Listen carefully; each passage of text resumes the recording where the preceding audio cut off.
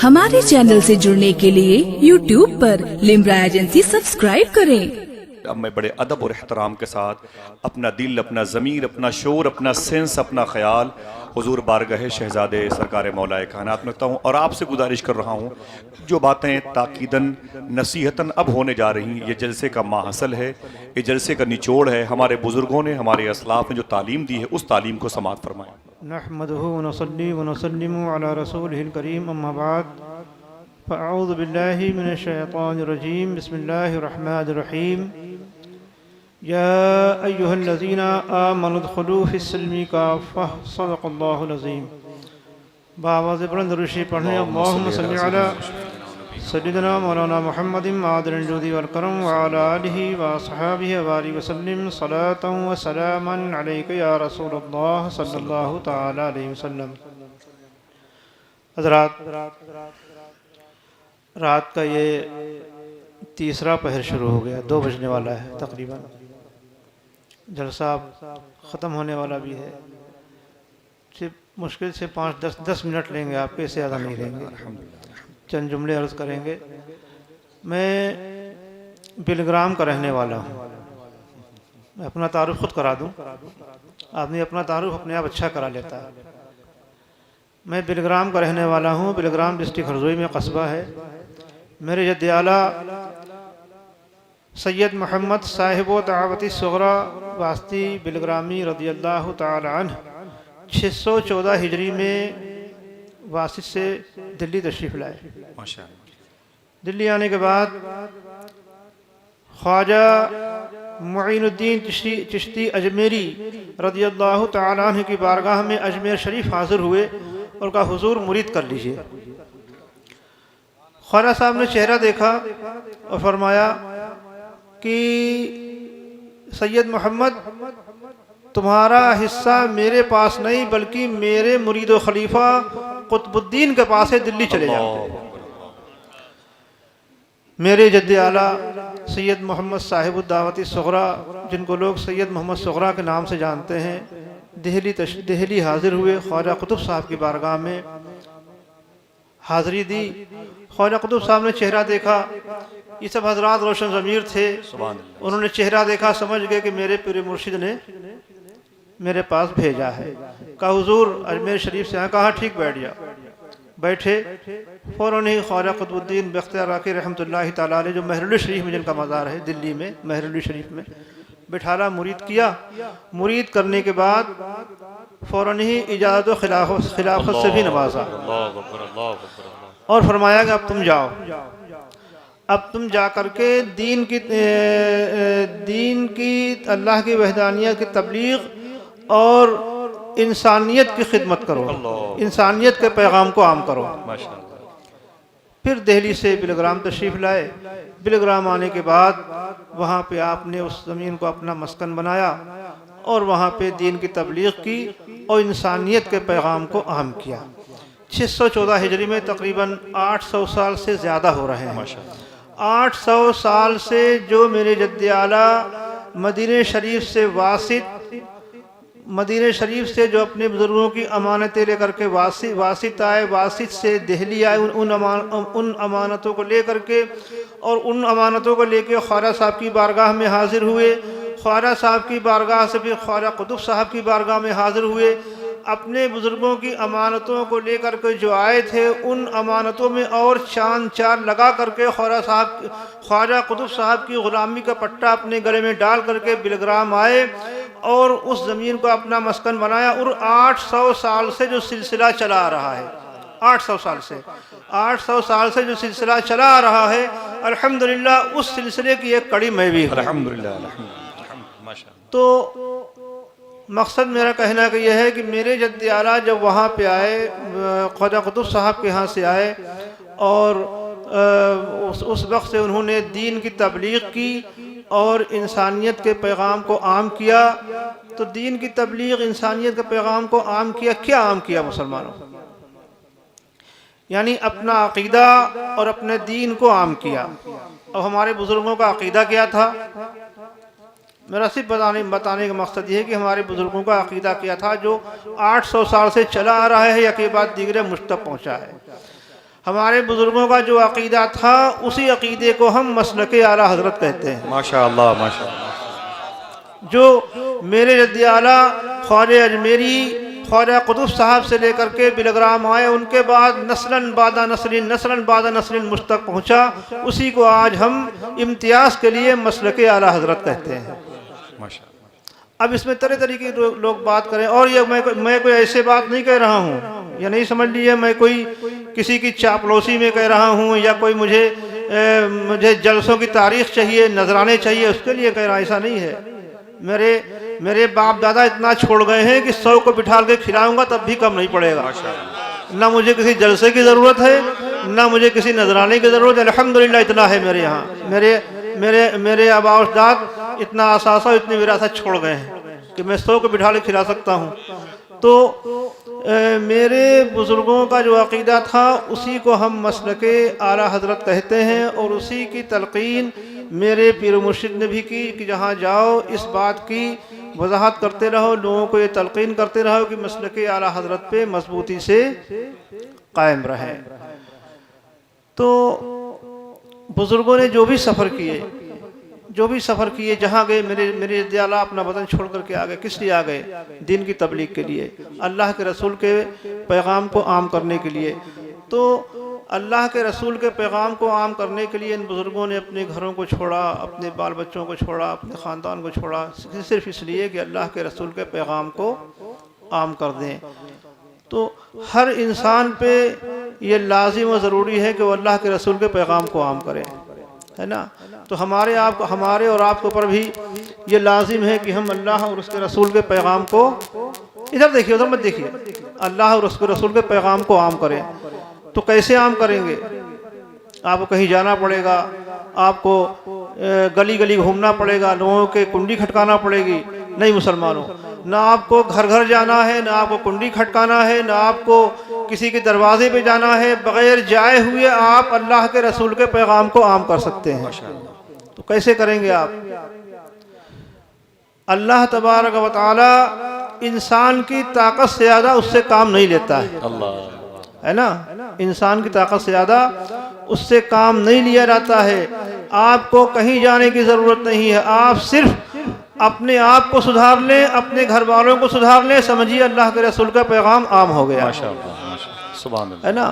यानी खुद नमाजी बन जाए, खुद बुरी बातों को छोड़ दे। जो शराबी है शराब से तौबा कर ले, जुआ खेलता है जुए से तौबा कर ले, झूठ बोलता है झूठ से तौबा कर ले, जो भी बुरी बातें करता है उनसे खुद तौबा कर ले, अपने घर वालों को बचा ले। समझ लिए कि हमने अल्लाह के रसूल के पैगाम को आम कर दिया। आज आप यहाँ से इस जलसे से ये अहद करके उठे, सिर्फ ज़्यादा नहीं कि आप बिल्कुल यहाँ से फरिश्ता बन के उठें, ऐसा तो कोई नहीं हो सकता है। इंसान है, बुराइयाँ होती।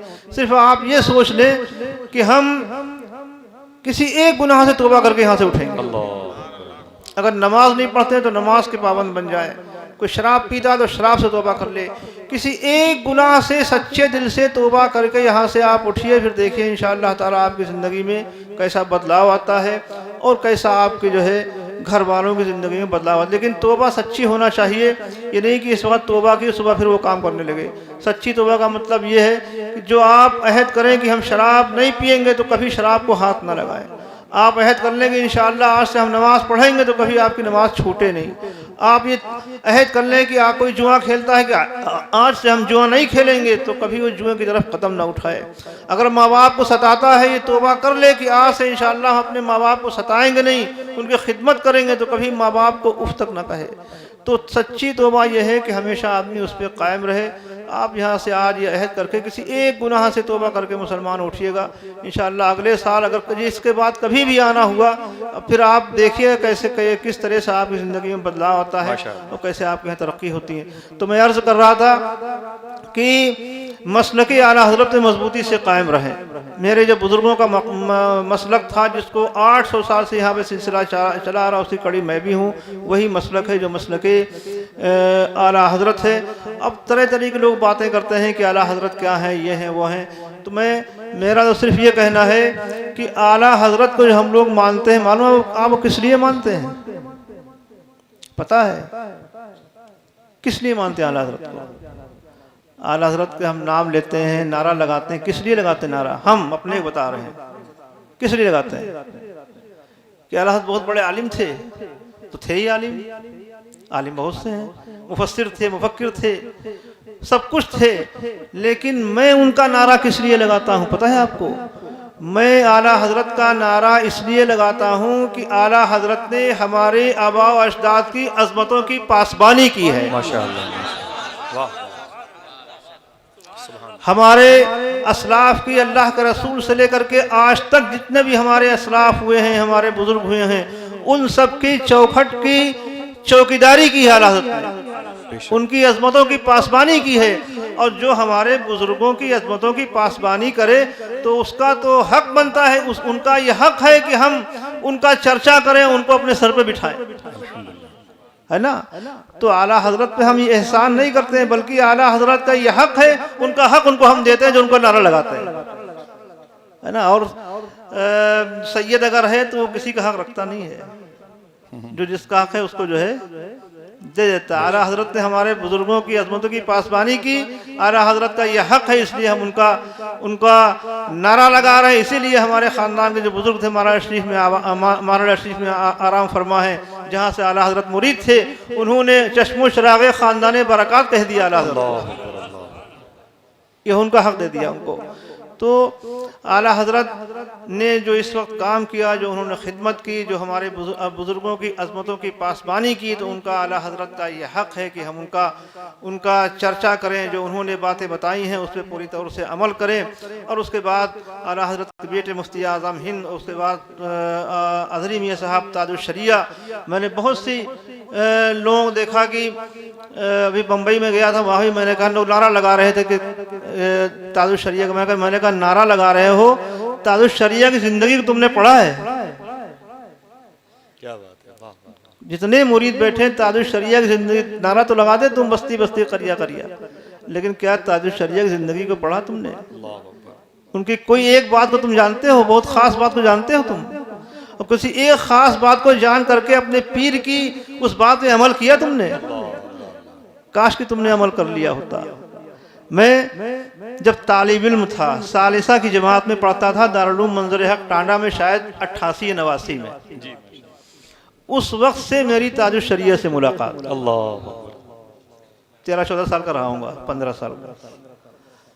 मैं हिफ्ज़ करने के बाद टांडा चला गया पढ़ने के लिए, दर्स निज़ामिया वहाँ शुरू किया, गालिबन सानिया इस सालिसा की जमात में था। उस वक्त मैं पहली मरतबा बरेली शरीफ गया, 15-16 साल का रहा हूँगा। उस वक्त से मेरी ताजुश शरिया से मुलाकात, और